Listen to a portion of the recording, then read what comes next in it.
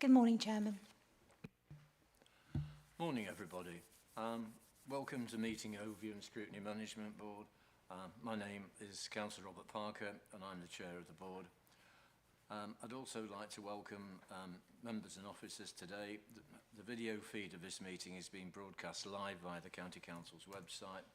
So I'd also like to welcome any members of the press and public who are watching our meeting today.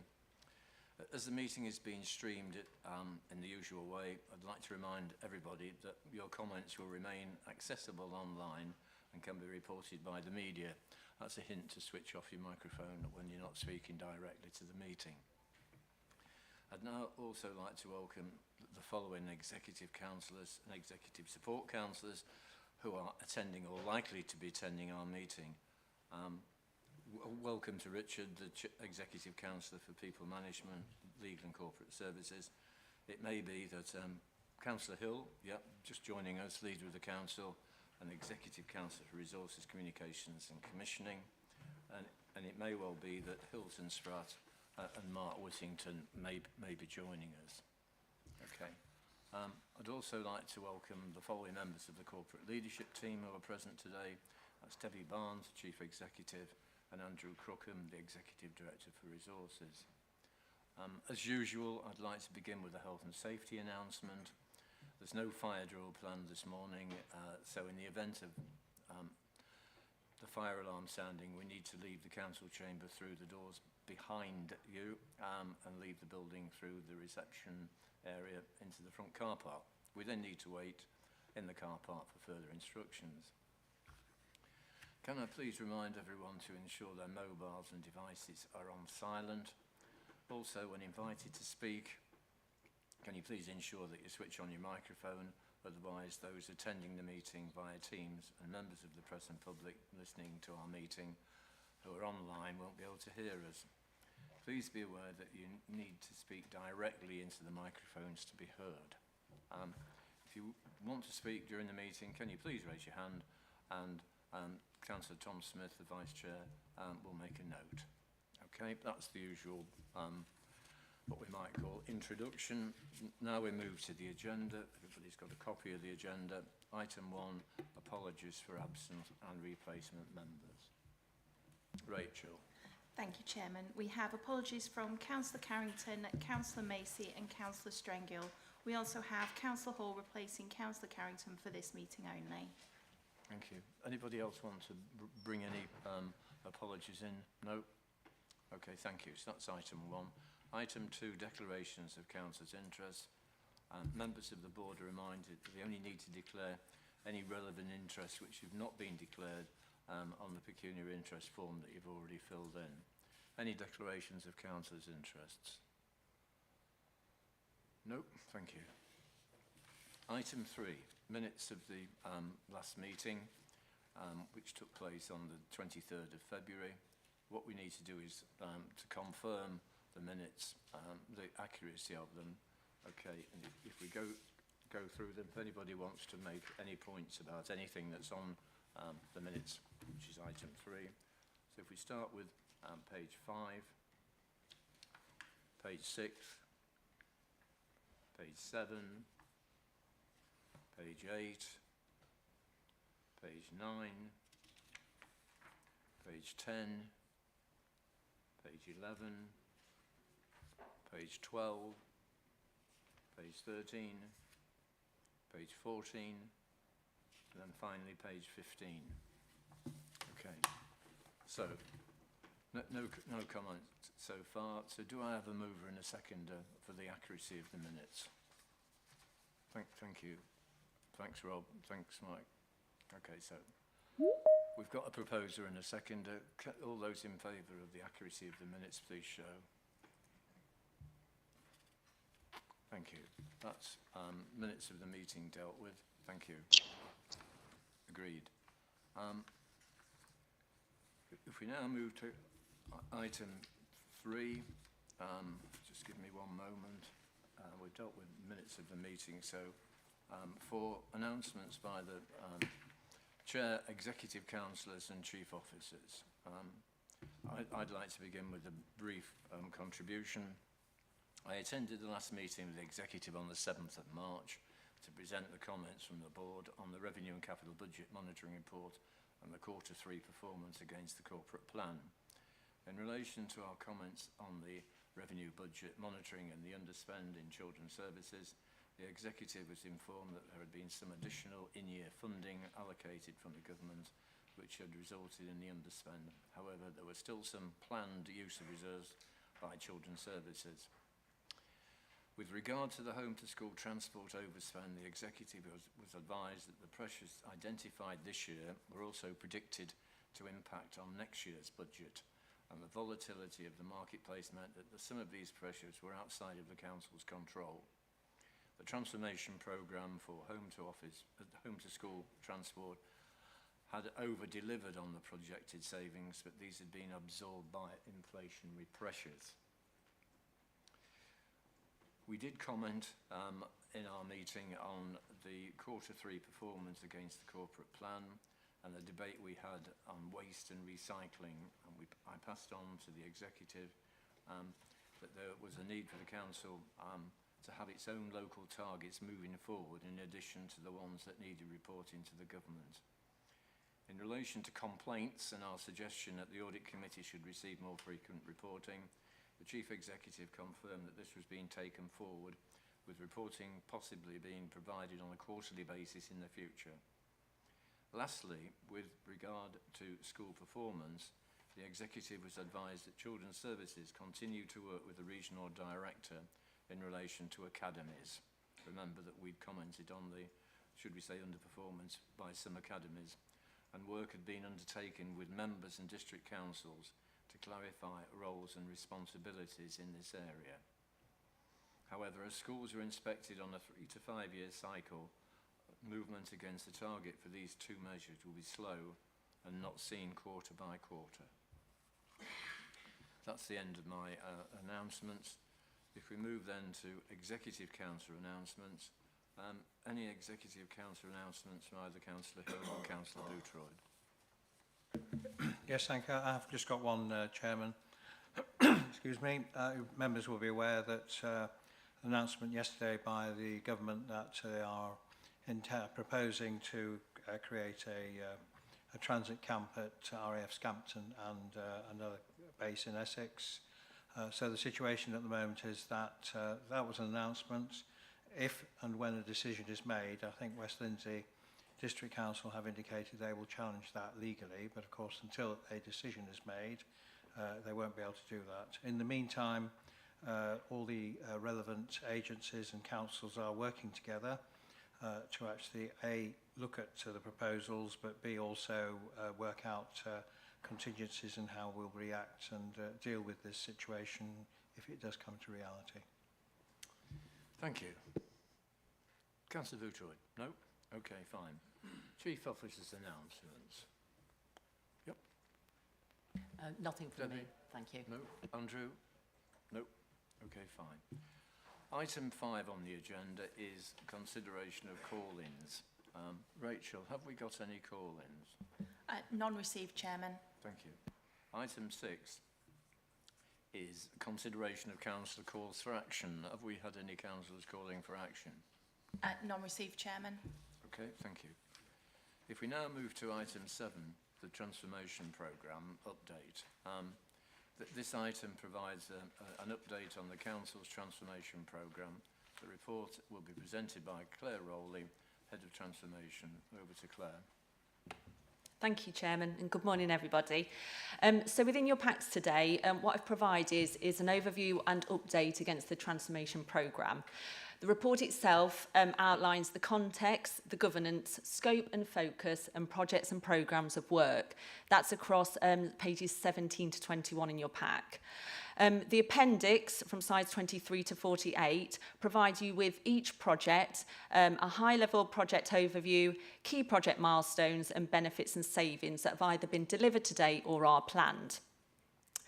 What I wanted to particularly reiterate to today's meeting is the governance that has been presented at previous meetings, to really provide assurance that each project and programme of work under the transformation programme has that project board, has identified project leads, and also monthly highlight reporting along with a fortnightly check-up into the transformation programme as a whole.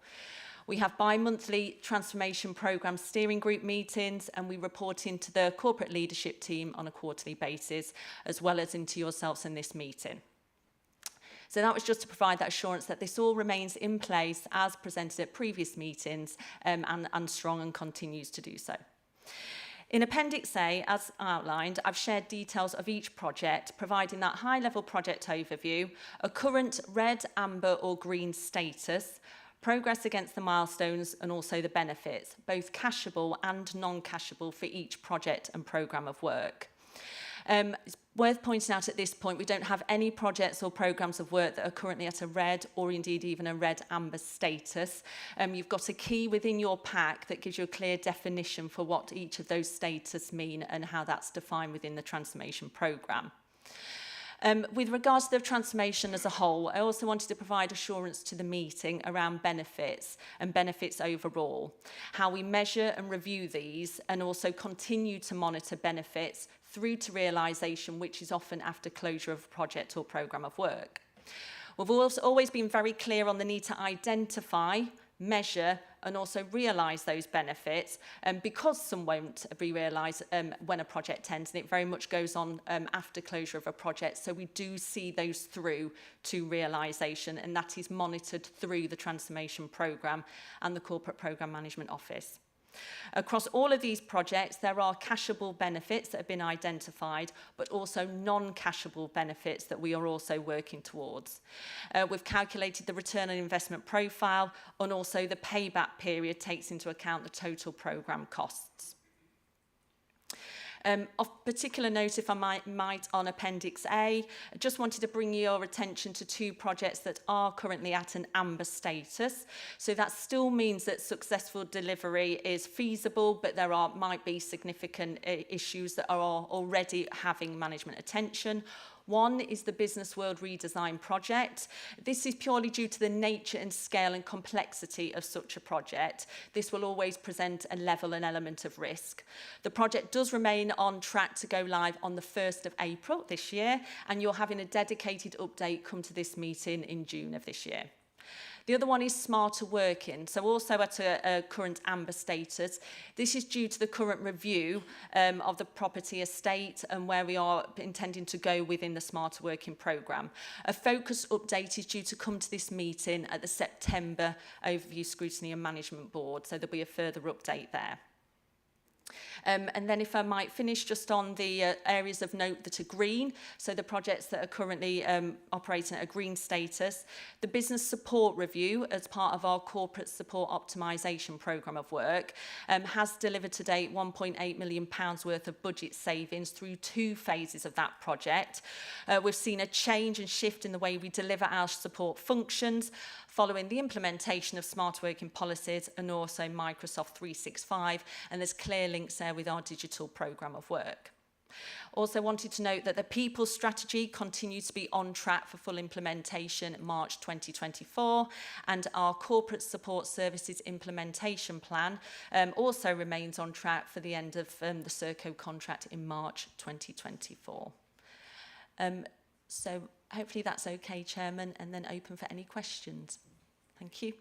Thank you. The way I'd like to take this is to start with page 27, which has got educational travel, and invite members to ask any questions, make any points, and then we'll move on to the next one, which is children in care. So that's page 27. Phil. Thanks, Mr. Chairman. Good morning, everyone.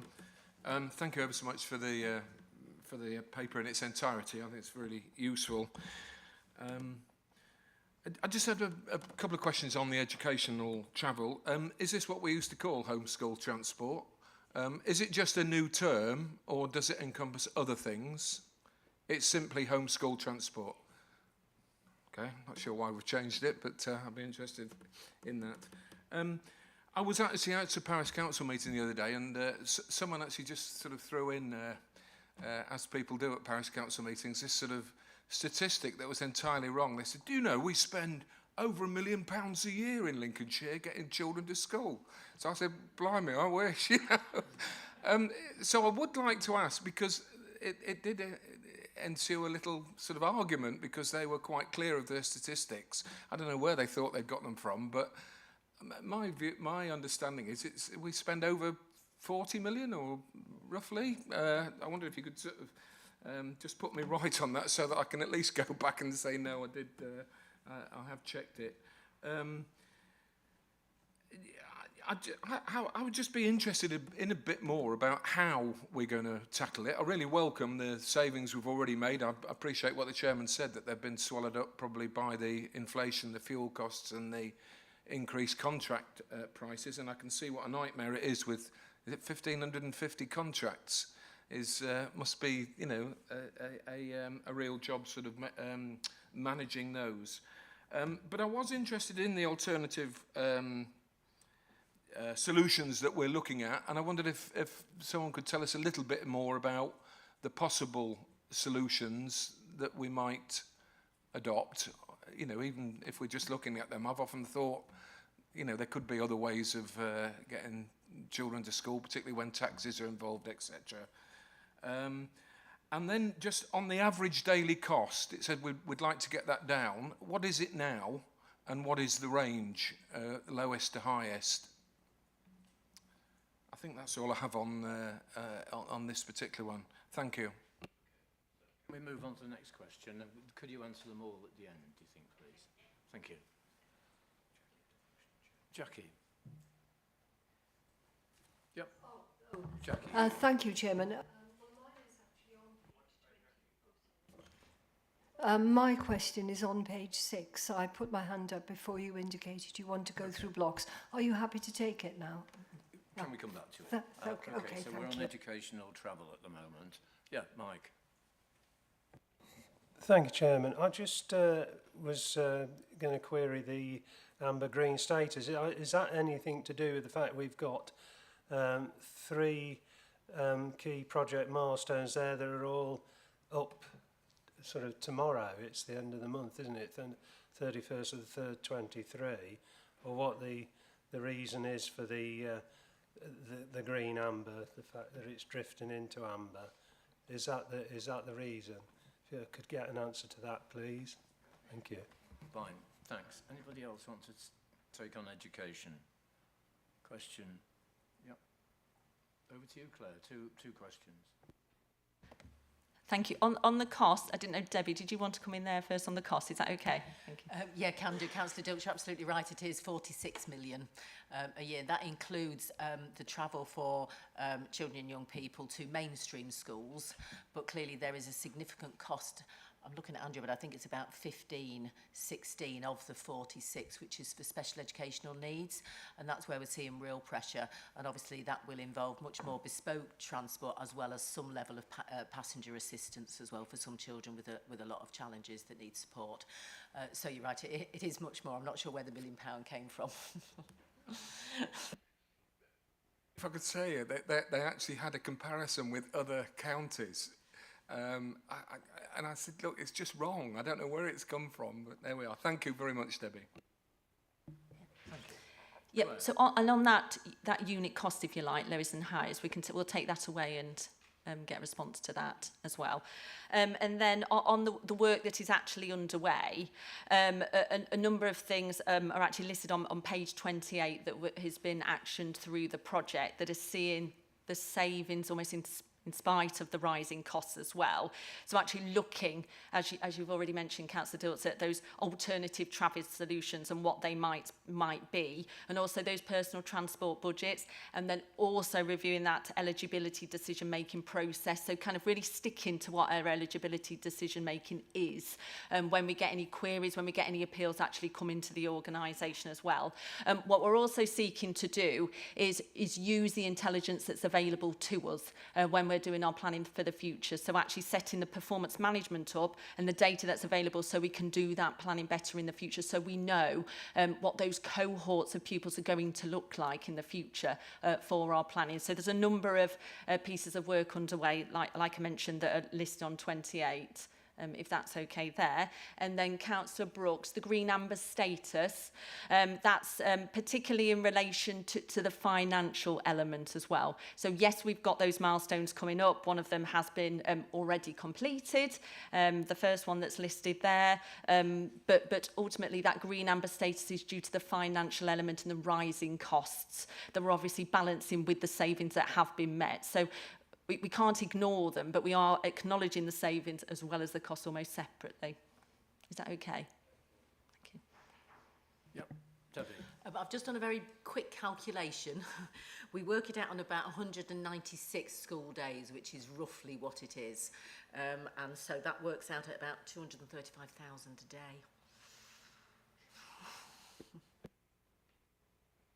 Anybody else on educational travel? I just want to ask, to what extent does the cost vary year on year in relation to different sorts of intake into our schools? The big variation is with the special schools.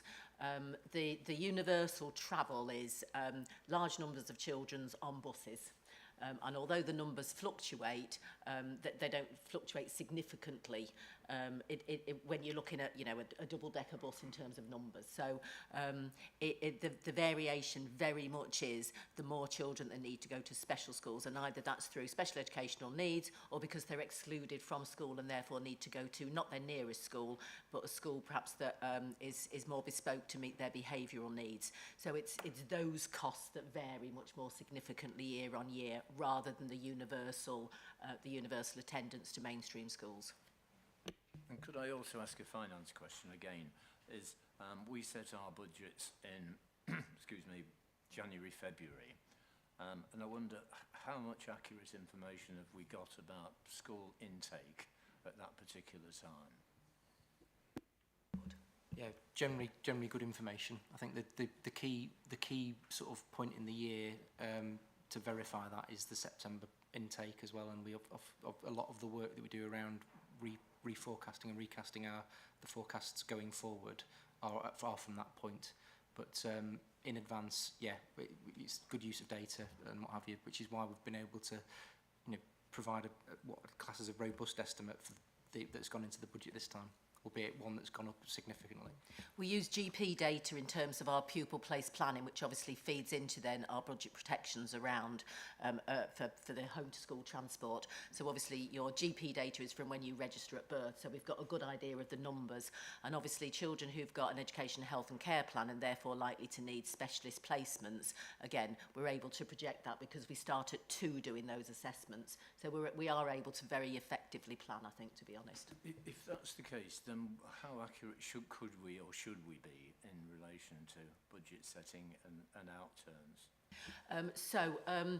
Traditionally, we've had a fairly old IT system around managing our home to school transport, which again has been one of the elements of this transformation programme, is to implement a different IT solution to be able to bring together financial accounting with the contracts, with the school numbers. So actually it's since implementation of the new system, which as I say is part of this transformation, that the level of data we've got is much better and much more enhanced.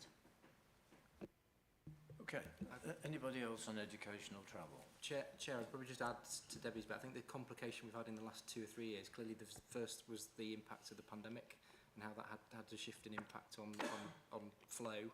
We then obviously have now more latterly the impacts of fuel prices, national living wage volatility and other assorted inflation on the market operation, which is why it's, so whilst we've had, you know, as Debbie says, you know, clear numbers of pupils coming through, the actual cost base has been all over the place. But again, it's not just us that's experienced it, it's a national point. As Councillor Dilks said, albeit the numbers that Councillor Dilks was provided with were a bit way off the mark. Yeah. Thanks for that, Andrew. Finally, educational travel. Thanks for that. Okay. Go ahead, children in care. Are we going for questions? I think that was the end of questions in relation that to one. educational travel. Yes. Did you want me to go through each of these in turn? Sorry, Chairman. Please. Okay. Just briefly. Okay, children in care. So you had an update to Overview Scrutiny Management Board when we last came in October around children in care, and that's currently has a project status of green, and we are on track to meet for our first children's home to be open and fully operational in May. And you can see there, and this was presented at the October meeting, the cost savings to date that have been met and achieved, and those that are also planned for delivery. Okay. Anybody want to raise any questions about children in care? There's 2 pages, pages 29 and 30. Nigel. Yeah, thank you, Chairman. Excuse my ignorance because I'm not on any children's committees or similar, but it just caught me out when I read that the first children's home open and fully operational in Lincolnshire. You know, I just thought there'd been loads, but I'm not reading this right. This must be the ones owned by us, the county council, and run by us, is it? Just need that explaining, please. I'm sorry. You're absolutely right, Councillor Pepper. We have a number of children's homes. We've had a number of children's homes for a number of years. The reason why we implemented this project is we were seeing an increase in us using the private residential market, predominantly out of county. And clearly we want to keep children in county if at all possible, so that they're nearer to us and more visible to us. And also in-house we provide much more cost-effective services rather than the market, which has seen incredible inflation in terms of costs. So through the support of the executive, we were able to secure some capital investment. That was complemented by a bid to the DFE for capital investment, and we're in the process of opening 3 additional homes as well. So that was the first of the 3 additional ones based on from the ones that we've currently got. Yep. Phil. Thank you. I'd certainly be first to welcome, bringing children back to Lincolnshire and not farming them out, if I could use that term, to other authorities, as a lot of other authorities do and place their children in Lincolnshire for whatever reason. It is a real worry to me. That's much more worrying than what we're doing, if I could put it that way, because I'm not sure. So I think my question is how we look after those children who are still out of county. How many do we, we're not going to bring them all back, are we? Because there'll be some specialist care that we're not going to provide. And those 8 places that we've now provided in the, those places that we've provided in the new places that we've opened, are they, clearly it's all specialist care, but are they some of the more expensive places out of county that were, or are they not the run-of-the-mill, but the more normal cases, if I could put it that way? Forgive my ignorance on the language. Yeah, thank you very much, Councillor Dilk. So I think roughly we've got about 80 odd, between 80 and 90 out of county would be roughly, but I can confirm the exact number with you afterwards. And obviously we have a sort of monthly meeting where we consider those that are out of county and consider whether or not it's appropriate to return. Clearly some children are also getting their education out of county, and therefore you wouldn't want to necessarily disrupt the education. Some children are thriving in their foster care placement, so again you wouldn't want to disrupt their placement to bring them back. So it's not always in the best interest of the child, but there is appropriate governance to review every child that is out of county in terms of looking at what the best arrangement would be for their pathway long term. We do have a really good, strong commissioning team, and so our contract management's obviously contract manage the homes, go and see the children see their social workers, and are also visited by the independent reviewing officer. So quite a comprehensive ability of our system to be able to hear the voice of the child who isn't necessarily placed within county. again, we have looked at what are the types of homes that we want to do to try and bring back those that are best to bring back and also reduce any others going out. And what we found is that there was a bit of a gap in terms of our homes, which is where we've targeted these 3 homes to be based on the sort of younger age group, the sort of 11 to 13 age group, and targeted very much as a therapeutic, very small children's homes. So absolutely the specialist of specialist provision from a cost and also from a welfare perspective.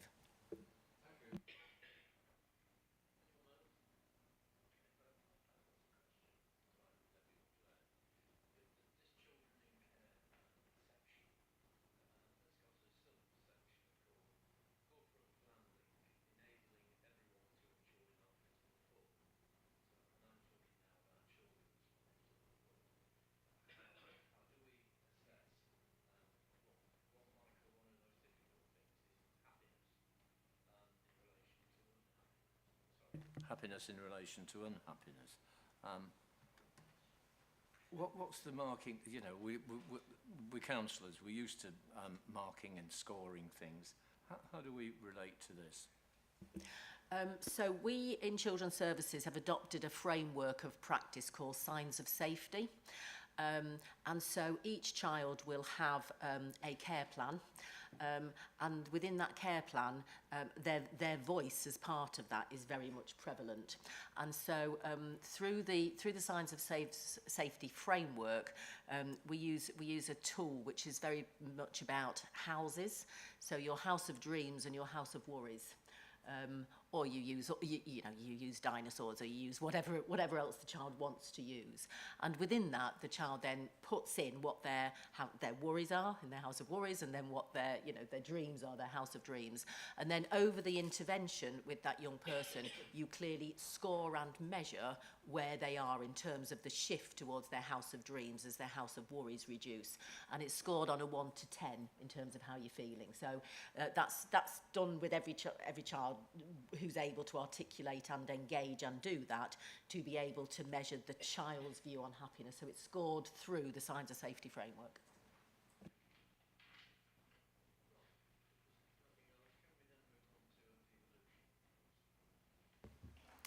Yep, thank you. So the devolution project has obviously been set up across North East Links and working with our districts. But I'm aware that there's probably other movement going on, so I wondered if Debbie, you wanted to come in here on that one. Yes, happy to. So I think the last time we had an update in terms of devolution, we'd said that obviously we had developed the ask and the prospectus. We'd done a vision document with all of the 10 leaders across Greater Lincolnshire, so we were ready to enter into discussions with government should we be invited to. And really pleased to confirm to the committee that we have subsequently received a letter and have now been invited to enter into discussions about a devolution deal for Greater Lincolnshire, with our inception meeting face-to-face with the with the DLUC officials planned for May after the elections. I don't know if there's anything else that Councillor Hill wanted to say at all or not, but that's Martin, the position we're in. Nothing. Anybody want to talk about devolution and the future of Lincolnshire? Phil? I will if nobody else will. I was interested, thank you, and I appreciate it's been debated clearly here in this chamber, but I was interested in the key milestones that says the proposition is understood, maintained and supported across Greater Lincolnshire, and that's complete. It's certainly not in South Kesteven District Council. I don't think it's been. I think I'm right in saying it hasn't been discussed at all in any form of public meeting, and I look forward to the day when it is. And then I sort of look, and sort of semi-criticism, looking at the benefits and savings. They're all, it's all these things a devolution deal would provide. I wonder if the word could might be more appropriate. But it's all sort of, it's all good stuff, apple pie and stuff. No downsides at all listed, I just make the point, and I appreciate that it is about having a debate with the government to see what the possible deal is, and then coming back and saying yes or no to it. But it looks a bit more like a fait accompli in this paper. Thank you. Martin, you wanted to say a word? Yeah, just to remind everyone that when the bill is finally goes through Parliament, it's imminent. But the new engagement rules set by government is that it's only upper tier councils who will be able to negotiate with the government. But having said that, there's a clear expectation and a willingness from the 3 upper tier councils in Greater Lincolnshire to make sure we properly engage with businesses and with other partners such as district councils, and we're clear that we want to have them to have a meaningful part of the new process. But obviously that will all depend on what the government's what it will accept, because looking at other deals elsewhere in the country, the government has been pretty prescriptive about how the governance will work. So that is one of the conversations which will happen. There is all the leaders of the 10 councils in current leaders of the 10 councils in Greater Lincolnshire are all signed up to the principle of having a devolution deal, which is mostly agreed, but there are some issues regarding governance which still have to be ironed out. I mean, there's nothing which is 100% cut and dry, but obviously we have decided in Lincolnshire that we would, the only way to get the maximum benefits and the maximum funding from government, which could be over £20 million every year for the whole region, that you have to accept a directly elected mayor. You can go for other models, but frankly, you don't get very much. And I was at a meeting yesterday where there was, I think, a latecomer to what they call Tier 3, and they were told by ministers, well, just don't bother, we're not really interested. So I think the mayor model is the only game in town. And I think it's not just a matter of that extra money, but also there will be some additional powers given, and it is only some at this stage, but of course, as we've seen in Manchester and other areas, it can lead to greater powers. But I think the main benefit is it's becoming increasingly clear that ministers are, first of all, talking to those areas which have had mayors. So they'll talk to the likes of mayors of Birmingham and Manchester and Teesside and so on and so forth. They seem to get be able to cherry pick all the good stuff. And I think if we're in any doubt, the statement by the Chancellor 2 weeks ago made it clear in spades that if you have a devolution deal, you're at the front of the queue, you're the ones the government will talk to.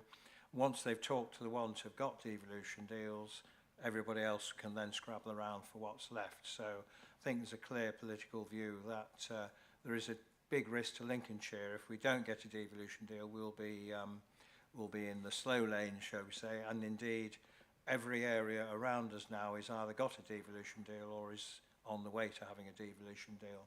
So it's, again, a clear matter of being there at the top table, getting the benefits and all the rest of it. But there will be debate and there will be a consultation, and we'll see where we get to with that.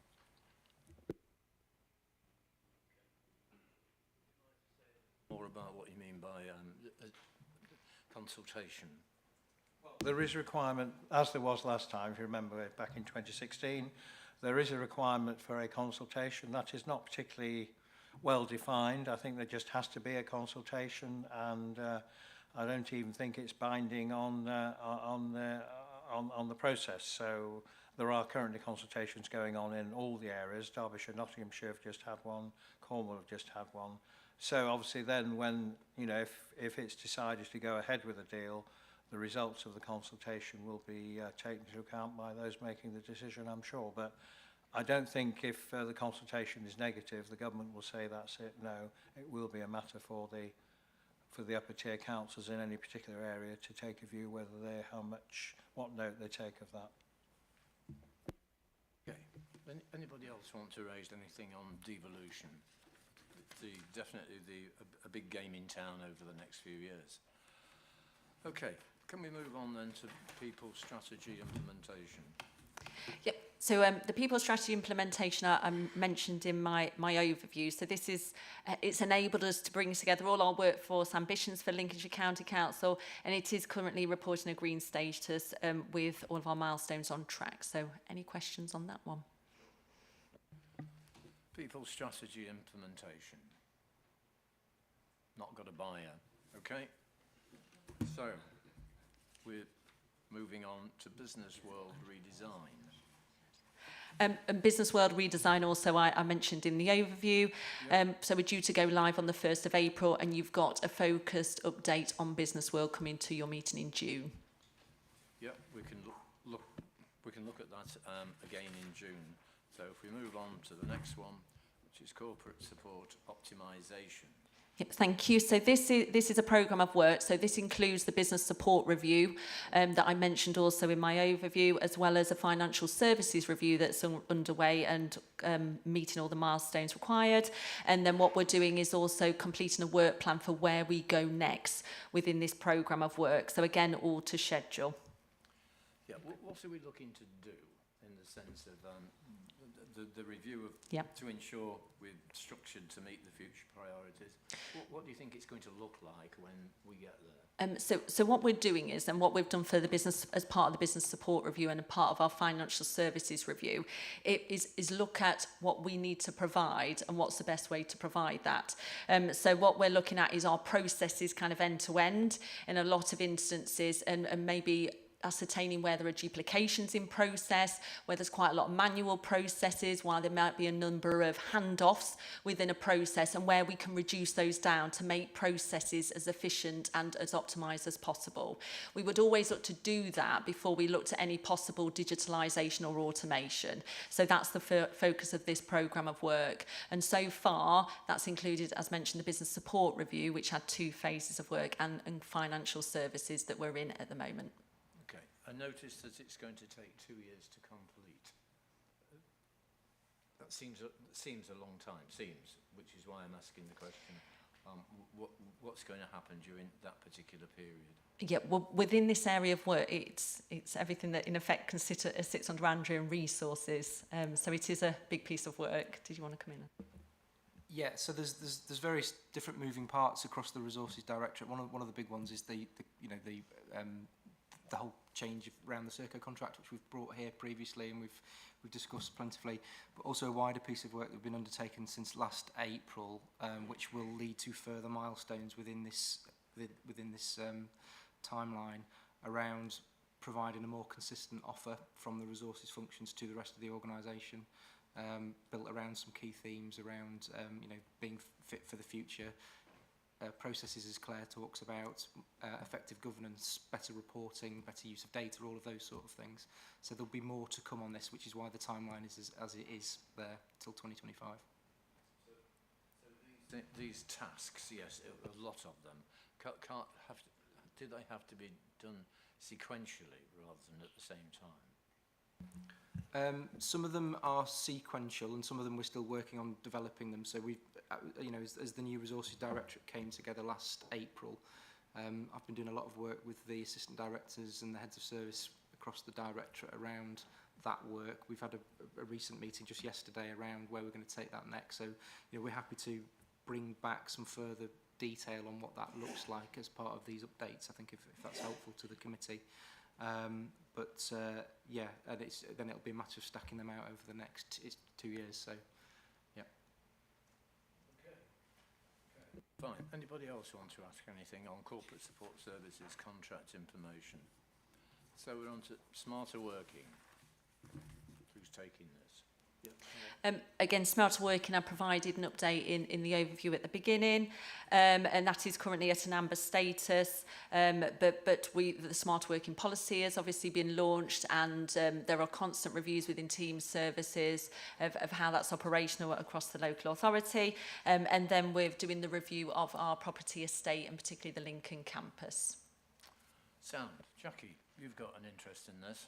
Yes, thank you very much. I'm very interested in this actually, and I've been rethinking my opinion on, things like work-life balance, because with the fluidity of smarter working, the work-life balance isn't quite the two separate areas that it used to be. It's much more of a fluid thing, I'm finding. But what I'm very interested in, we can see the benefits of smarter working within the organisation, all the efficiencies and all the benefits for the various staff members and councillors, for everybody actually. But I'd be very interested to know if there's any data capture of the wider life effects it has. So for instance, I find that because of the smarter working here, that gives me greater space for my own learning, which then impacts on what I do here. So it's a kind of circular effect, Chairman.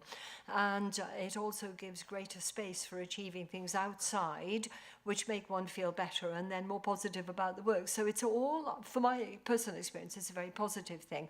But I wonder, is there any data capture without being intrusive about people's lives, about finding out what are the wider life benefits of this smarter working? Because it'd be an interesting and useful thing to know. For instance, has it given anybody space to go and learn a foreign language? Or, simple things like that. It's I'd just be interested to know if there's any information at all. Thank you. Whoops, sorry, Andrew. Did you look as though you wanted to answer that question?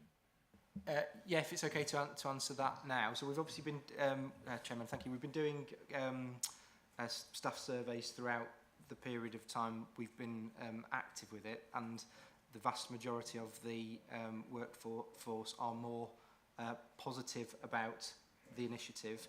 Going on to those further, I guess what you'd call qualitative measures, we haven't got those in place yet, but I think it's a good idea, and it's something that we can look at in future iterations of surveys, I think, to see what wider benefits it is bringing to people. Thank you. Yeah. Sorry, Chair. Moved on at pace for me, so I do apologise. My question is a little bit reference to corporate support services, and it also links to page 34 a little bit within the report, and because it refers to Hoople. Is it okay to ask that question, or have we moved on from that area? Yeah, go on. It was just around Hoople. It talks about HR, admin and payroll. And then on page 34, it talks about how there's a test, the solution, including payroll and parallel testing with regards to the business world on the Hoople project. How did the testing go? And is payroll looking positive if this gets implemented?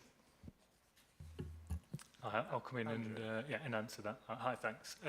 So we carried out extensive parallel payroll testing. We did 3 sets of it. It took about 18 months, where we literally went into every single issue and defect in the first one, made sure they were corrected in the second one, made sure they were corrected into the third, so that we could fully reconcile and balance all 4 of the council's payrolls, including fire and rescue, schools, corporate, and schools top-up, pensions top-up, which is a separate payroll run that's run.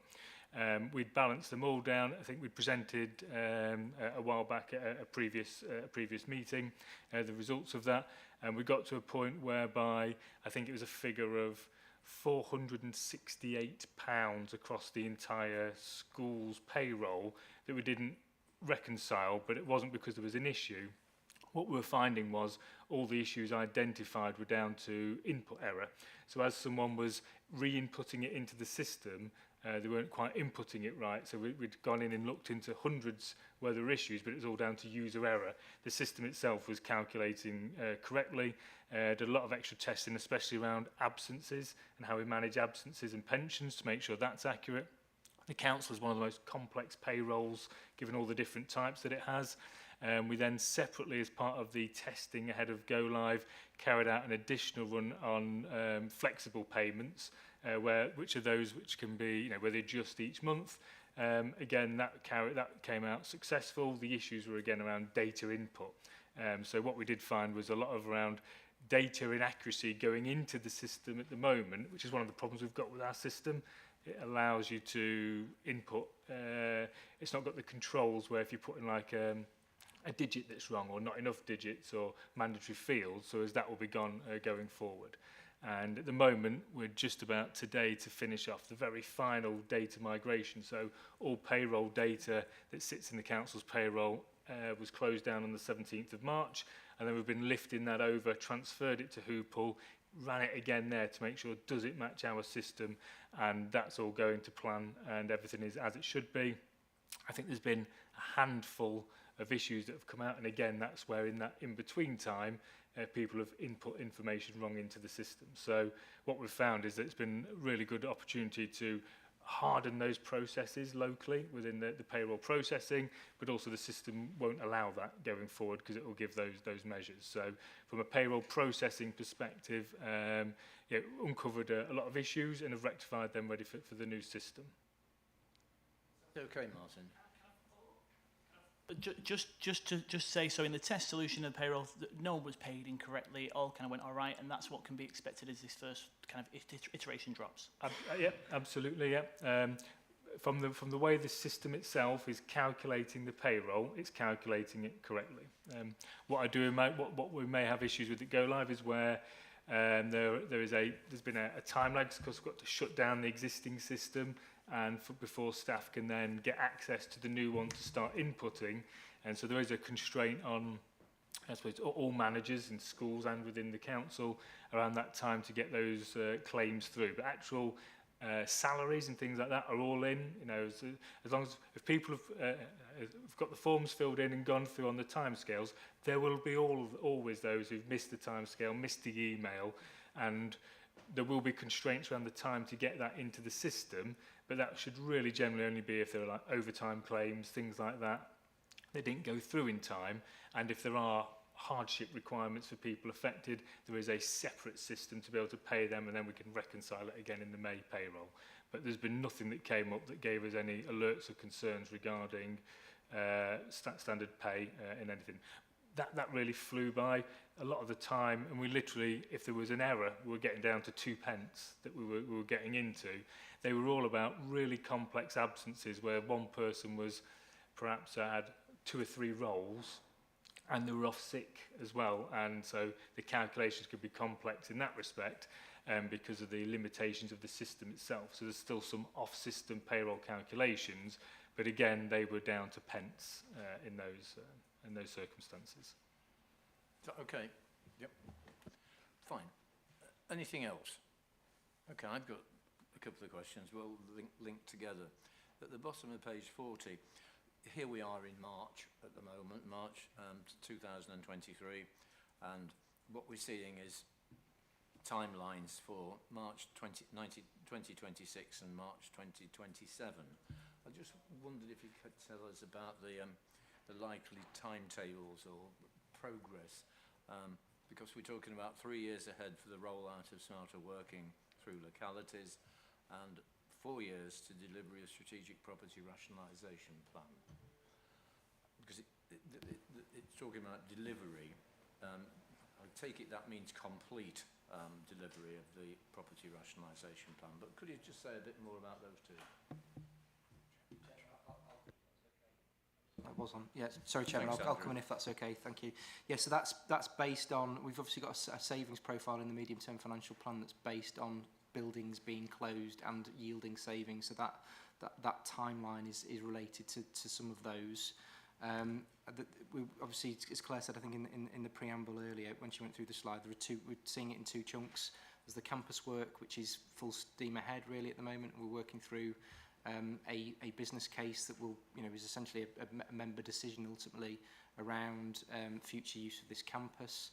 A lot of the focus is around the Orchard House building at the moment and the ability to bring that into some sort of use, which will be in the final proposal, and we're working through costs and timelines and able to do that to furnish that paper. The reason because of that really is around the Serco contract that we talked about before. Part of the new contractual arrangements are around providing accommodation for what will soon to be for former Serco staff, whether that's the customer service centre, the payroll functionality, and more later in the timeline the IT function, as well as other teams that we'd seek to bring in on the site. The localities work is a bit more complicated. When we talk about smarter working, there's almost two lenses to look at it in really. There's the office-based staff that work on the campus here, who do tend to have a 2 and a 3 or a 3 and a 2 type working pattern across the working week.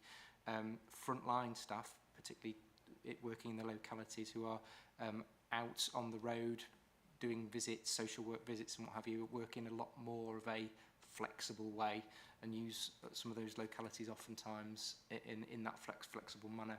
And any decisions that we need to make needs to be really properly thought through, which is why that locality work will take quite a bit more time, but it is a second chunk of work which will be kicking off in earnest once we've resolved the campus piece, really. Okay, thank you. Anybody else on this smarter working? If not, can we move on to business intelligence strategy? Yeah, shall we just, sorry, I'm aware of your time, isn't it, as well. Do you want me to take any questions there? This is another one highlighted as currently in an amber status. No, this, like I say, currently an amber status as mentioned previously, but it is about enabling that better decision making through the use of the data and intelligence that we have available to us.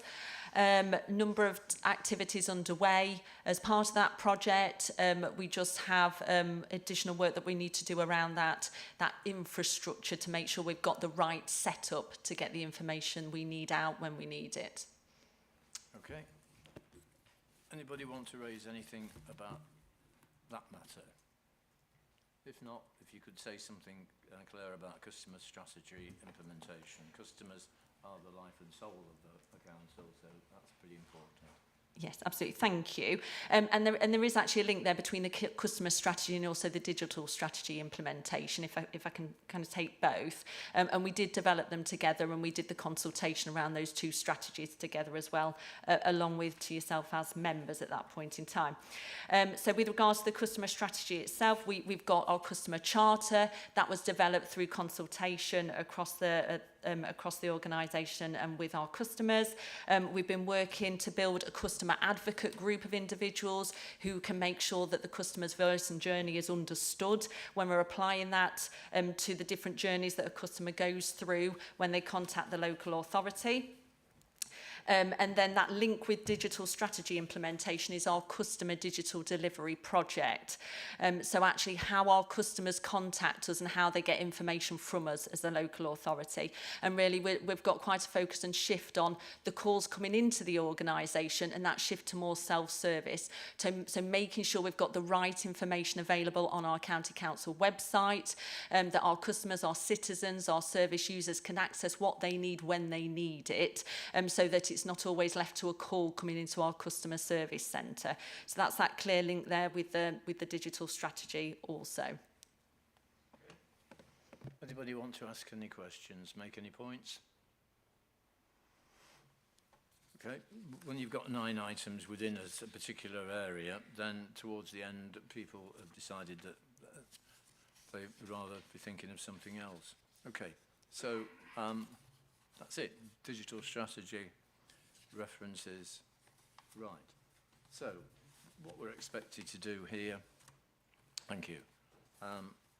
Review and seek assurance on the progress and outcomes of a transformation programme. Receive a further update in September 2023, including a focused overview on smarter working. I'd like to propose that the board has reviewed and has been assured on the progress and outcomes of a transformation programme, and that we do receive a further update in September with a focused overview on smarter working. Those in favour, please indicate. Any against? No, then that's carried. Thank you. Chairman, I did have a question on page 26. Okay. If you remember, I mentioned it. Would you like to deal with it outside the meeting then, please? I can do, yes. Okay. Yes, I can Thank do you. that. Okay, so we're moving on now, as I said, to the next item. Transformation programme has been dealt with. So item 8 is Property Services Contract, Year 7 Report and Interim. Thank you, Claire. Thank you, Andrew. Thank you, Chairman, and good morning all. Yes, I'd just like to present, just to run through the highlights of the report, which details the review of the property contract for Year 7 and interim for Year 8. So moving on to page 49 in the pack, Service manager's assessment. So the main issues to note are financial in nature, as COVID becomes a business as usual risk. The inflationary increase in year 8, which is Nomicos, is the indices in the contract, saw an 8.94% contractual increase. Substantial increases in energy costs during 2022. So gas saw a 70% increase in April, and electricity increasing by 100% in October. LCC received a total of 246,000 via the government's energy bill relief scheme across the estate from October 2022 to January 2023. Increases are due to continue in 2023 with a 200 to 300% forecast in gas prices by ESPO and a 15 to 20% increase in electricity prices. Construction costs also have risen during 2022, with building materials seeing an approximate 25% rise over the previous year. Moving on to page 50, which is health and safety. Positive interventions continue to rise, which is a huge positive. An example of a positive intervention is given here in the first paragraph on page 51, when a technician was undertaking a planned maintenance of a solar panel array, replacing a slowly burning inverter. Furthermore, some injuries unfortunately occurred with a couple of accidents reported, example in the report. All of the health and safety risks and concerns are discussed in depth at the biannual Health and Safety Committee. Just moving on to page 51, which is finance. A proportion of the contract has a target cost mechanism with a pain and gain model as shown on pages 51 and 52. Gain was reported during year 7, however, with a slightly lower key performance indicator score during that year. The gain was lower, however, efficiencies were still made, as detailed in the report. Financial penalties called low service damages are detailed in the grid on page 52. Vinci, the contractor, have been managing their subcontractors more effectively, which is why there is a reducing trend. Just moving on to key performance indicators on page 53. Overall performance during year 7 was 95.4%, which shows a very good performance percentage in comparison to the target. The chart on page 53 shows the scores per quarter with some FM-related failures during quarter 3.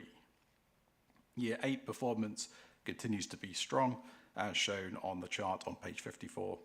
But again, due to some poor record keeping, we were unable to verify whether work was completed on time. Moving on to page 54, which is detailing the SEND projects. So we've completed SEND projects, including Boston Endeavour Academy, which is a 148-place school, and expansions to 3 additional schools. There are some construction projects ongoing with Tulip Academy, which we anticipate to be completed in April 2023. New 150-place St Christopher's Primary School, which is very close to completion, with some snagging work being undertaken. We also have some pre-construction activities at 2 schools with a planned start date of summer 2023. Just moving on to capital receipts, which is page 55. So the total secured capital receipts since April 2021 is just under 3.7 million. Moving on to COVID impact, also on page 55.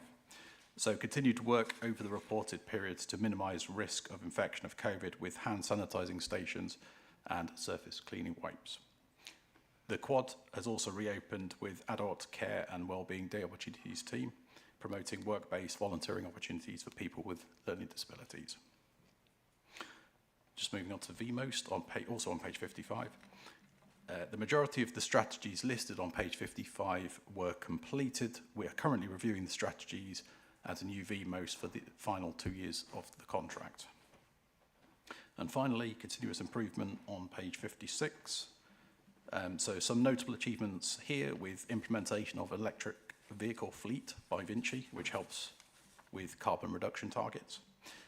Vinci also insourced the T&B maintenance from a subcontractor, which promoted a more effective and reliable service to the council. That concludes the highlights of the report. Thank you very much. Yep, thank you. Any questions, anybody? Jackie? I'm going to get in fast this time. Very interesting report. Thank you very much. And I was very pleased to see some information on page 50 and 51, which is the increase in positive intervention. Now, positive intervention can be a negative or a positive because positive intervention could be necessary simply because more faults are occurring. But in this case, it looks very much as though the corporate structure is such that it's allowing the technicians on the ground to take decisions and to take action on those decisions without having to go back and refer to managers. And to me, that's a very healthy corporate position. So I would really like my comments passed on actually to Vinci about that. I do feel that that is a good sign. If their employees on the ground in a situation feel empowered to take a decision and are confident, that's good for them and it's very good for us. So thank you. Okay, thank you. Anyone else? Phil, thank you. Thank you, and thanks for the report. It was just probably a general question, really, and it's obviously mentions electricity prices doubling, almost overnight. And whilst we're all conscious of climate change, and you mentioned carbon reduction, the question does arise, about and probably the costs are, as big a reason for change as anything, is the schools that you mentioned, for example, have they, what process do we go through when we're building a new building, or such as the schools that you mentioned on page 54, do we go through to make sure they are sustainable in terms of possibly renewables or energy sources, and that we're not relying on. I appreciate we can't convert everything overnight, but we can when we're building brand new places. What process do we go through to sort of see that we're doing everything now? And that's probably changed hopefully since the Ukraine war. We're now. I think you're saying that we're discussing building the possibility of another new school. That's good. What processes are we now going through, and how have they changed? Thank you. That's a good question. We have implemented new processes, and buildings that are built now, there's two sides to it really. There is obviously the energy that they use, and also ways that we can reduce that. Obviously reducing their carbon footprint, but there's also the carbon footprint of the actual structure, because when you build any building, it has the production of the materials that you use within that building has its own carbon footprint. So we're looking at both sides. Obviously, we're looking at using reduced carbon materials in the in buildings that we're building at the moment. Obviously, increased insulation levels, which is really important because obviously that makes a major difference to energy usage. And then, so it's called fabric first. So we look at trying to lose as little energy as possible from the building, or look at using LED lighting, for example, which is obviously a lot cheaper to run. And then also look at any other forms of energy saving that can be put onto those buildings, so such as solar panels, air source heat pumps, that type of thing. One of the issues is that from a carbon neutral point of view, to reduce energy, things like air source heat pumps would be a useful thing to put on buildings. However, they do increase the revenue cost, because they're actually more expensive to run at the moment, especially with electricity prices the way they are. So you've got that conflict between the revenue cost of certain items and the reduction of carbon. So that has to be balanced out in most cases. But to answer your question, in short, yes, there is a process for looking at what the carbon footprint of a building is going to be, how we can maximise the energy usage of it, and then looking at what can be done. There's also obvious limitations with regards to the budgets that are available in relation to funding the projects. So that is all taken into considerations and reports put forward before they're built. Is that okay, Phil? Yep. Sorry. Right, Richard. Thank you, Chairman. It's, I think one of the things when St Christopher's mentioned in the report, which we all had the pleasure of going around last week, during the visit, the Waits were saying, and the team were saying, that there's up to 60% more efficient in the building, and that's sort of the payback we get. We're obviously wanting to deliver all the SEND schools, so there are budgetary pressures around that, which we spoke about today in this chamber, and it's a case of all the buildings that we're putting up are capable of taking solar. The design's there to put solar onto the roofs, and it's something that we are looking at for each project. And I think once we confirm the budgets for the rest and we know what the costs are going to be, it's certainly something I'd like to revisit so we can put solar on some of these projects as well. So that's the intention. Obviously, we've got a key priority is to deliver the spaces in the schools for the kids, and then we can look at doing some of the other solar installations. Okay, yep. Anything else anybody wants to raise? Okay, I've got a couple of questions. On page 53, we're getting the 2021-22 KPIs, which is, you know, I don't know if we've seen them before, but it does seem a year after the end of the year. That isn't my question, though. But two figures stand out. And on the face of it, it looks as though we're doing very well. And 96 tasks out of 98 were completed by Vinci, and 2 weren't. Okay, that's good. But I'm interested in what we might call the importance of the two. And much the same way, in relation to reactive jobs, 8 out of 182 is a good percentage, but it's a question of how important were the ones that didn't get dealt with on time, because it would be much better if any of the ones that failed in time terms were what we might call of lesser importance. But it's about not just the numbers that we've done pretty well on, but it's the quality rather than the quantity. So could anybody help on that? Yeah, I'll answer that one. The figures with regards to what may be classed as failures are actual contract failures. They're not compliance failures. So we've got quite stretching targets in relation to the timescales that we put against quite a few of these. So none of the issues that haven't been completed have been a result of any compliance failures in any way, and they've all been addressed within the timescale that you would expect via the legal requirements that we have. But under the contract, we have quite stretching targets to make sure that we get things done. But also, if there is a failure, such as the 2 that you mentioned there, they can be addressed well within the timescales you would expect. And it can be just something silly on the fact that, you know, we work on basically 28 days, so they might have completed it on the 29th day, if you see what I mean. But that would actually be classed as a contract failure, because it wasn't done within the 28-day period. Okay, fine. Thank you for that. Okay. Anyone else, finally? No? Okay, well, the actions required by the board are to seek assurance on the performance of the property services contract, provide feedback and challenge as required. But I'd like to propose that the board has been assured on the performance of the property services contract, and that we receive the Year 8 report today.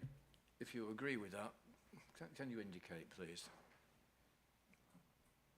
Anyone against? No, thank you.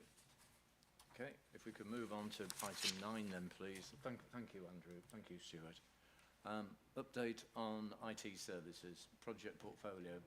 We're here to get an update on the progress of highlighted projects being commissioned through IT.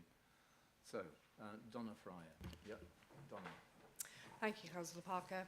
Yes, I'm here today to bring an updated report. So it's a format of a report which you have seen before, just to give some details on the projects which are going through IT at this moment in time. I'll just quickly take you through the highlights of that, if I may. So in terms of the KPI reporting of Serco, we only have one KPI in relation to projects with IT with Serco. That has continued to stay on 100% at green at this moment in time, so we do monitor that month on month. I've also provided in the pack a dashboard for each of the projects which are going through at the moment. We've updated those to show whether they are red, amber and green against those. There are 3 which are currently sat at amber, which we've given you some information around the path to green for those particular projects. We would always expect that projects would move between green and amber depending upon where they are in their life cycles, and actually the ones which we've called out on here are actually in the amber state because they are either awaiting the commercial cover to be agreed for them to continue, or they are looking at some additional scope to make a decision on whether that's the right thing to do. They are due to come back into green compliance certainly within the next week or 2. So there's nothing that particularly stands out as being red on there. I have given a bit of a summary at the end of here. We have had some changes since we last came and reported to you. We've had some personnel changes with IMT, and we have, in order to try and get a bit of a handle on the volume of IT projects that are coming through. We've had a moratorium that was put in place, which started in January. It is actually due to finish at the end of this month. And during that time, we've been looking at the way that we commission to make sure that we're fit for purpose and are prepared for delivering the priority projects in IT for Lincolnshire County Council. Thank you. Great. David, welcome. You're replacing John, I understand. Yeah, if there's anything you want to say? Just to, and thank you, Chairman. Just to underscore what Don has said, one of the key focuses in the last couple of months that I've been here has been working on how we both approve projects and how we prioritise them. And I think we have a better process in place now, and that's going to give us greater assurance that we're working on the things that Lincolnshire residents and the council care about in the right order. That's fine. Anybody want to raise anything? Yeah, Jackie. Yeah, thank you, Chairman. I found this report very helpful, but particularly your use of the term path to green. I think that's a very clever way of putting it. So this is more feedback than a question, if that's okay, Chairman. And I'll tell you why I found it useful. In your little yellow boxes, where it's amber path to green, you told me where you were, but you actually gave me all the information I need to know where you're going. It's very succinct and it's very clear. And I would very much ask you to keep that going, please. Extremely helpful. Thank you. Anybody else? Yeah, Martin. We talk about replacement servers, and thank you very much for the report. Very detailed, very useful. We talk about replacement servers. Is that the continued direction of travel, or is there thoughts that instead of having replacement servers, they may live in the cloud, or does data fully live in the cloud already? Yeah, we are looking at where we can, a cloud-first strategy. So where we can use servers in the cloud, we will do that. We do have a number of legacy systems at the moment which rely on on-premise servers, and so we're making sure that obviously we keep those up to date. We have a program in there. 2003 pretty much finished, that's about closed. 2016 we're working on at the moment. We will continue in that vein, but we are working on those legacy systems and certainly working with the service areas that use those applications to make sure that we bring them up to more modern standards. So, yeah, it's a program ongoing. And just within that then, do you foresee some cost savings and some efficiencies and just new ways of working, I guess, in essence? Yeah, absolutely. So I think part of the work that we'll be doing ongoing is also working alongside our colleagues actually in transformation you heard from earlier. So we will be looking at obviously tailoring in with them to make sure we deliver against some of the process optimization they've talked about already. So we're linked into there as well. So we will be a supporting service for them too. So thank you. Okay, thanks. I've just got one question. It just relates to, I'm not saying all of the items, but some of them. If we just pick up the one on page 61, I wonder what the benefits are and how measurable they are. So we're talking about swapping, enable staff to swap out of their desktop computers for a laptop, yeah, etc., etc. Yes, I know it seems like a good thing, but how do we measure the benefits of that? So I think there's two parts of that. One is part of our new process is actually going to be a lot clearer about the benefits that are expected from the projects that we have in place. So we will make sure that we actually have more information around that. I think in particular, this particular project that you've shouted out was one that was in response to COVID-19 originally. So it was that thing that to try and enable people to be able to go home and work from home. We had a lot of people with shared desktops, for example. So one, they couldn't come into the office, but two, which member of staff would take those home. So there were a few projects which kind of came through because of needing to keep services running. So that's a particular one for that. But going forward, we will be tracking benefits a lot more closely. So thank you. Anybody else want to say anything about the update on IT services? Yep, Mike. Thank you, Chairman. I'm looking at page 63, and the replacement system for school transport went live 19th of December, and there's a snagging list has been prepared as a result of that.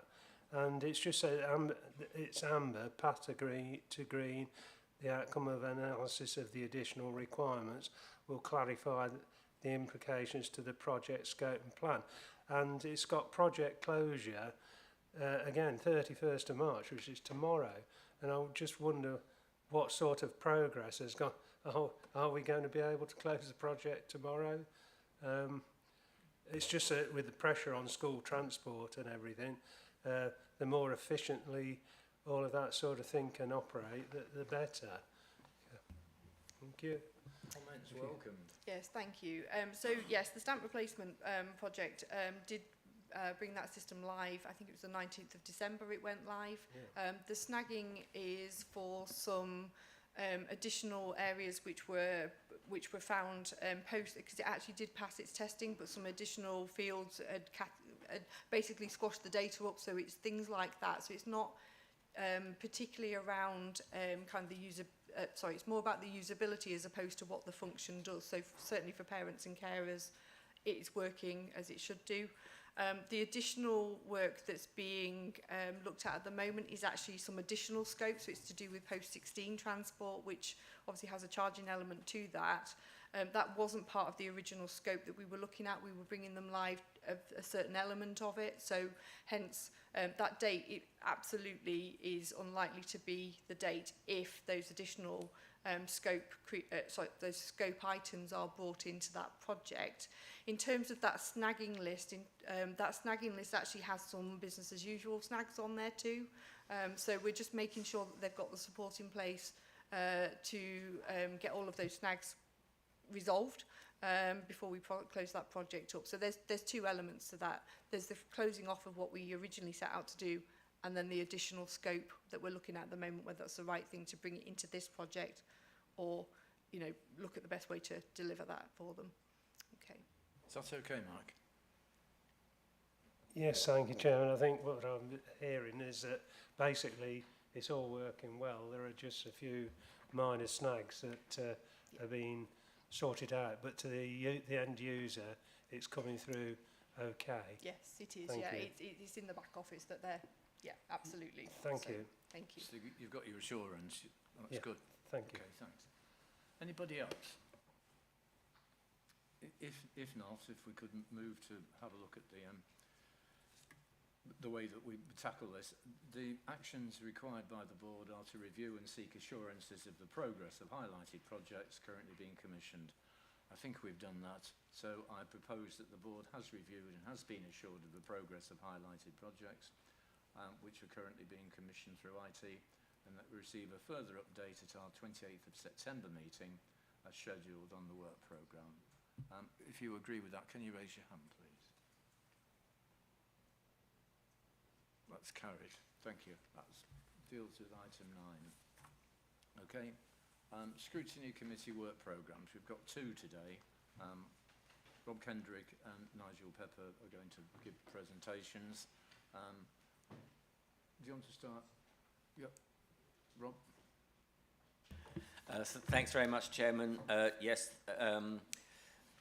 the committee has met twice since the last update we gave in December and considered the items as set out in pages 80 to 81 at our meetings held in January and March.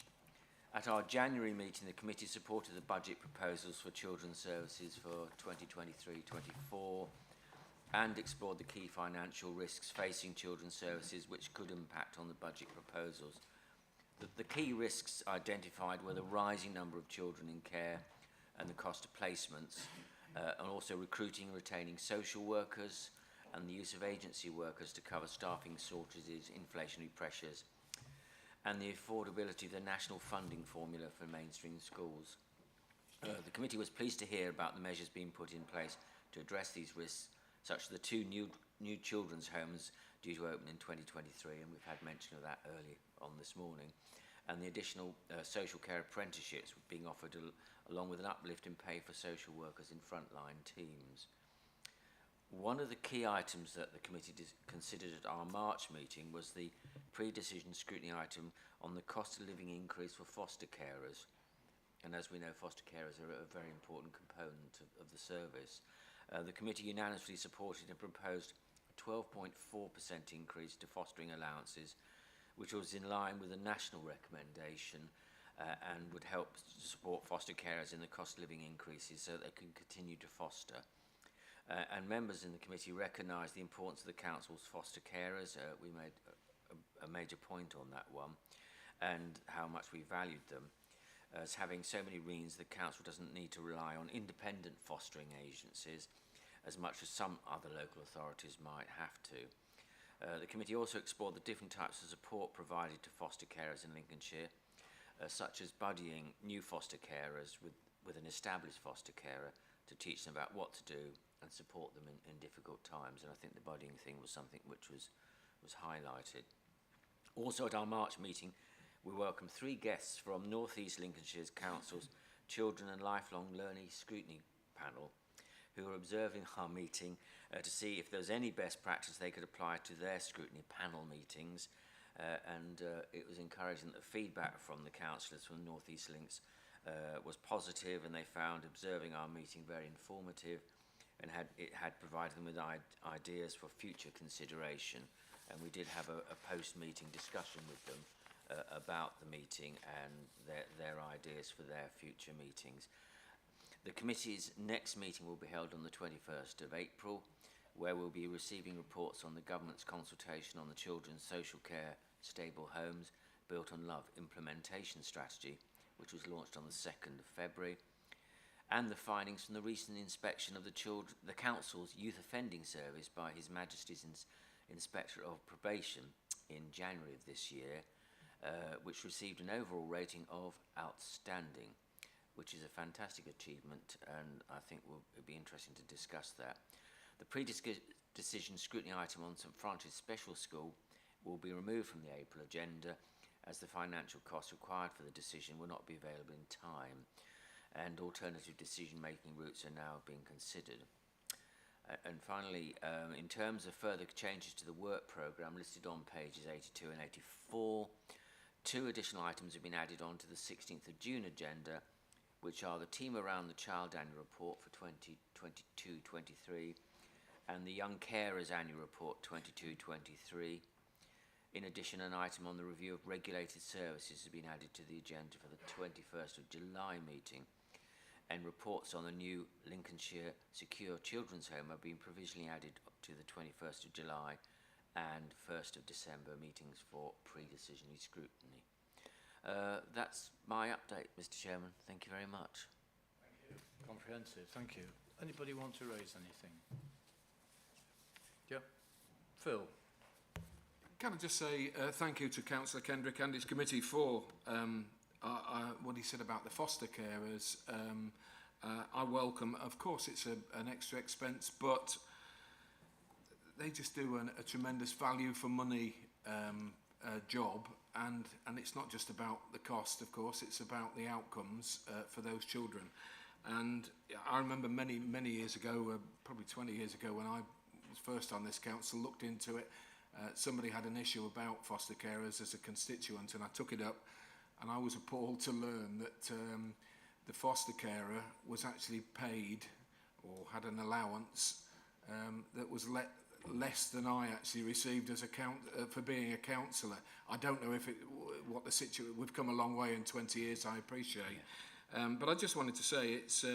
I think that 12% it could actually be seen not as a cost but a saving and an investment in those people who are doing a great job.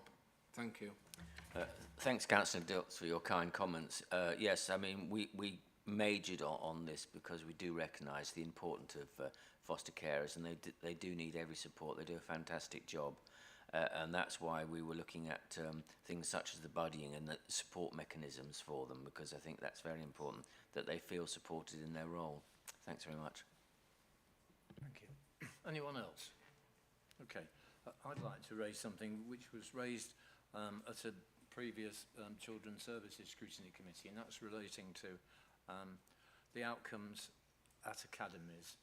I think that although we haven't got any control over academies whatsoever, the committee explored at your meeting what the council could do to influence the outcomes for academies, and requested more information on whether there was any correlation between the performance at early years and areas of deprivation and vulnerable communities. It's something that I think, with so many secondary schools being academies in Lincolnshire, that as what used to be called an education committee, we don't seem to have any powers whatsoever. But I wonder whether or not there are things that could be done to influence the outcomes. And I wondered how far you'd got in the 3 weeks since the meeting took place in coming up with anything that would produce better outcomes at secondary schools that are academies. Yes, Chairman, I remember many years ago I sat on the Education Committee on this council, and it was a very different world then. My understanding is that our officers do give a lot of support to schools, and that was mentioned in the meeting, if I remember correctly. And as you say, it's because of this arm's length arrangement that we have. I know they do work with the regional commissioner for schools, but obviously we don't have any direct control. We offer support, and I understand that's done through our officers, but I can't add any much more to that at this stage, unfortunately. Yeah, I mean, it may well be that at the next full council meeting that there is a motion actually asking that some action be taken in relation to the regional director, because it does seem as though there isn't sufficient oversight, but we'll see about the next full council meeting. Anything else that anybody wants to raise? No? Okay, Nigel. Thank you. Mr. Chairman, I'll take the report as read, and I'll focus on the items taken at the last meeting held on the 21st of March. I'll briefly summarise some key points around each item that was discussed. Firstly, we considered the service level report, performance reporting against the success framework, Q3 report. Relevant to our voluntary community sector, our voluntary community sector offered support to community organisations from their setup and configuration. The Voluntary Community Service runs a series of workshops that help voluntary groups to understand and develop appropriate governance arrangements and provide ongoing support at all stages. In relation to our Fire and Rescue Service, our new allocation on recording processes, TROD Louth, has now been rolled out to all divisions. This has lifted significant administrative burden for crews in terms of capturing data from safe and well visits. We also received assurances that the safe and well visits per quarter had increased, yet the target was still not achieved. We're also pleased to hear that the service was working closely with farmers and the National Farmers Union and are delivering a prevention programme with the latter in preparation and anticipation of potential grassland and wildfires. It was noted that our cases were different to those mostly experienced nationwide in being more agricultural related. Regarding trading standards, when the District Council's Environmental Health team visit premises and the outcome was unsatisfactory, we received assurances that there were informal arrangements in place that allowed effective communication with our trading standards officers to report these. Concerns were raised in relation to the sale of vapes to children, despite the legal age being over 18 for these products, as well as an alert around a trend that sees the use of disposable vapes being used by underage children. Advice is being provided to businesses and the team is carrying out operations in premises which is followed up with formal action including prosecution. Regarding libraries, members made suggestions for libraries to remain open longer hours as they are an integral component of their local communities and well-used hubs. Officers gave us an assurance that each hub was open for 6 hours, a minimum of 6 hours, and explained that hubs operate in different ways, not just in line with local appetite, but around the resourcing, especially in relation to volunteer availability. Our online services were being used extensively and comprised of a wide variety of tools, materials and resources free to the public. The event programme is being launched soon and we were pleased to hear about all the different and interesting events being hosted in the next few months, including coronation celebrations and the quite popular dog activity days. Finally, concerns were raised in relation to taxi drivers in Boston that did not meet standards required to deliver services. These included unlicensed taxis, unlicensed drivers, unsuitable vehicles, etc. An action was taken to investigate this further and suggest what mitigations are in place to monitor unlawful practices and prevent them from reoccurring. Moving on, the committee received the Road Safety Partnership Annual Report, which provided data around collisions and loss of lives on the road in the past years. We received information on current priorities, activities, services and educational programmes in place to improve behaviours of drivers and pedestrians. Lastly, the committee discharged its crime and disorder scrutiny function, as part of which we received a summary report on the work related to drug and alcohol misuse, carried out by the Safer Lincolnshire Partnership. A drug and alcohol core priority group was identified as a suitable mechanism to operate in a dual role as combating drugs partnership. This group is set up as a multi-agency forum and meets on a quarterly basis. We were pleased to hear about some of the notable achievements of this group, which included positive collaboration with police colleagues and increased information flows, close work with stakeholders in training provision, continued cross-sectional working with other priorities within the Safer Lincolnshire Partnership, particularly with the reduced reoffending core prevention group and preventative education, and the establishment of a prevention task and finish group led by public health in collaboration with community safety to develop and implement an all-ages drugs and alcohol prevention approach for Lincolnshire. Just looking into our committee's future work, I have to say there are no changes to be reported from our work programme, just with the exception of the 6th monthly briefing on refugee settlement and asylum disbursement arrangements being brought forward to our next meeting. This should have been in July, but it's now been agreed to move it to our next meeting. This was in line with member requests for an update and a wider discussion, with some focus on the discussions for a host facility emerging in the West Lindsey area, which I'm sure we're all aware about. This concludes my update to you and members of this board, Mr. Chairman, and I'm happy to take any questions. I'd also like at this stage to thank my scrutiny officer, Chiara, for keeping me updated with these items and keeping me in check. Thank you, Chairman. Yep, thank you, Nigel. Thank you as well. Anybody got any questions to ask? Okay, I've got one which is in two parts. We get reports and they're good, but I just wonder if you could put it just in a bit of a context.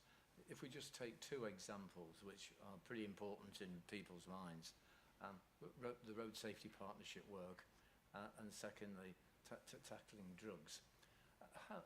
How do we feel, given that you've been involved in both of those areas for some time, as to what, I don't like to use the word progress, or matters getting worse, but how do you feel that Lincolnshire, in relation to road safety, in relation to tackling drugs and alcohol, how are we doing? Chairman, I did raise the question about road safety because in the statistical neighbour group, we always appear to be at the wrong end of the table, yeah? And I actually asked why this statistical group came about, you know, because there's some counties in there which only have a fifth of the amount of the KSIs as to what we do. So that does concern me that we also appear to be the wrong end of the group, but I have to of the table. But I have to say that things are heading in the right direction, in my opinion, and I'm satisfied about that. The same thing applies with drugs. I mean, it's a difficult one to combat, but I think we've heard recently that the police there's going to be less PSOs, but they're diverting some of their resources to things like drugs and alcohol abuse and whatever. So I think all is being done can be done is being done, Chairman. Anybody want to raise anything? Okay. If not, what we've got is actions required. We're being asked to determine whether it's satisfied with the activity undertaken by the Children and Young People Scrutiny Committee and the Public Protection and Community Scrutiny Committee. And I propose that the board is satisfied with the activity undertaken since December 2022 and the planned work programme for the Children and Young People Scrutiny Committee and the Public Protection Community Scrutiny Committee. If you agree with that proposal, can you indicate, please? Anyone against? No. Okay, that's carried. And then finally, item 11 is the Overview and Scrutiny Board Work Programme, and this item sets out and is for information only. Okay, that now concludes the business of the meeting. Thank you for your attendance, and I hope to see you at the same time next month. Thank you.